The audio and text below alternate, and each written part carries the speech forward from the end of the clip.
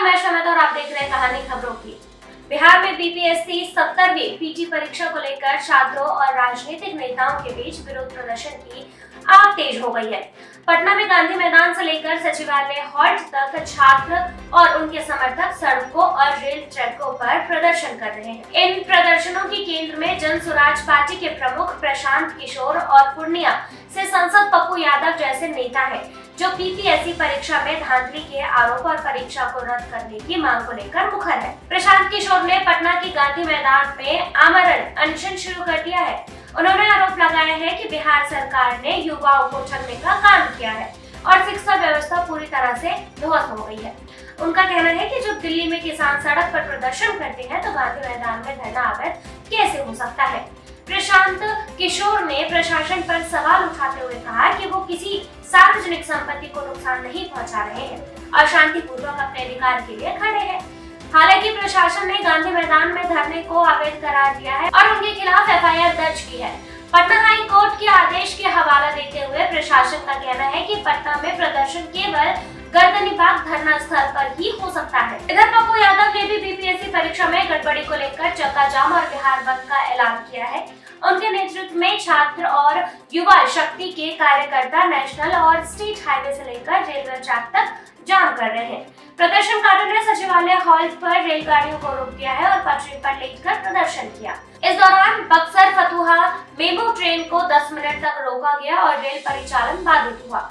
पप्पू यादव का कहना है कि परीक्षा में धांधली के चलते लगभग 500 करोड़ रुपए का लेन देन हुआ है। उन्होंने बीपीएससी परीक्षा को पूरी तरह से रद्द करने और नए सिरे से परीक्षा आयोजित करने की मांग की है। उनका आरोप है कि परीक्षा में गड़बड़ी के कारण छात्रों का भविष्य दांव पर लगा हुआ है। बीपीएससी 70वीं पीटी परीक्षा को लेकर विवाद तब शुरू हुआ जब छात्रों ने आरोप लगाया कि परीक्षा का पेपर पहले ही लीक हो गया है। आयोग ने गड़बड़ी की बात स्वीकार करते हुए 4 जनवरी को फिर से परीक्षा आयोजित करने की घोषणा की है, लेकिन छात्रों का कहना है कि ये सिर्फ एक परीक्षा केंद्र का मामला नहीं है, बल्कि सभी केंद्रों पर परीक्षा रद्द की जानी चाहिए। पटना कलेक्टर द्वारा एक प्रदर्शनकारी छात्र को थप्पड़ मारने की घटना ने मामले को और गर्मा दिया है।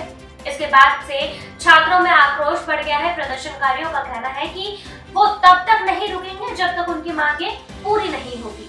प्रशांत किशोर ने यह भी कहा है कि नीतीश कुमार ने युवाओं से वोट मांगने के लिए उनके घर गए थे, लेकिन अब वो उनकी समस्याओं को सुनने से इनकार कर रहे हैं। उनका आरोप है कि बिहार की परीक्षा में धांधली होती है और सरकार इसे रोकने के लिए कुछ नहीं कर रही। उन्होंने कहा कि गांधी मैदान एक सार्वजनिक स्थल है और शांतिपूर्वक प्रदर्शन करना उनका अधिकार है।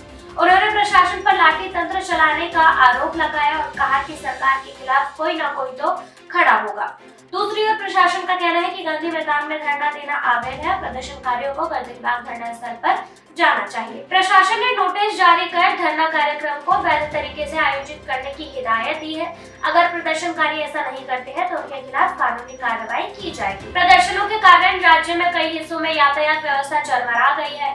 औरंगाबाद में नेशनल हाईवे जाम कर दिया गया है, जिससे गाड़ियों की लंबी कतारें लग गई है। पटना बस स्टैंड के समीप 4 लेन पर प्रदर्शनकारियों ने नेशनल हाईवे जाम कर दिया है। सचिवालय हॉल पर प्रदर्शनकारी रेलवे ट्रैक पर बैठ गए हैं और पैसेंजर ट्रेन को रोक दिया है। प्रदर्शनकारियों ने चेतावनी दी है कि जब तक उनकी मांगे पूरी नहीं होगी वो ट्रैक पर ही डटे रहेंगे। पप्पू यादव ने कहा है कि अगर सरकार छात्रों की मांगों को नहीं मानती है तो वो सुप्रीम कोर्ट तक जाएंगे। उन्होंने केंद्र और राज्य सरकार पर गूंगी बहरी होने का आरोप लगाया है। प्रदर्शनकारियों ने कहा है कि 4 लाख छात्रों का भविष्य खतरे में है और वो इसे बचाने के लिए संघर्ष करेंगे। उन्होंने ये भी आरोप लगाया है कि सरकार निर्दोष छात्रों पर लाठीचार्ज कर रही है और उनके खिलाफ मुकदमे दर्ज कर रही है। इसी बीच बिहार लोक सेवा आयोग ने 4 जनवरी को रद्द की गई परीक्षा आयोजित करने की बात कही है। हालांकि छात्रों का कहना है कि ये समाधान पर्याप्त नहीं है और पूरे परीक्षा प्रक्रिया को दोबारा आयोजित किया जाना चाहिए।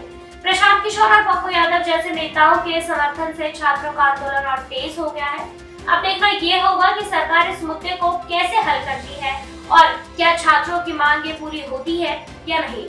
फिलहाल के लिए बस इतना ही है। ऐसे ही और भी खबरों को देखने के लिए देखते रहिए ताजा दृष्टिकोण और हमारे चैनल को लाइक, सब्सक्राइब और शेयर करना ना भूलें। फिलहाल के लिए बस इतना ही। ऐसे ही और भी खबरों को देखने के लिए देखते रहिए कहानी खबरों की।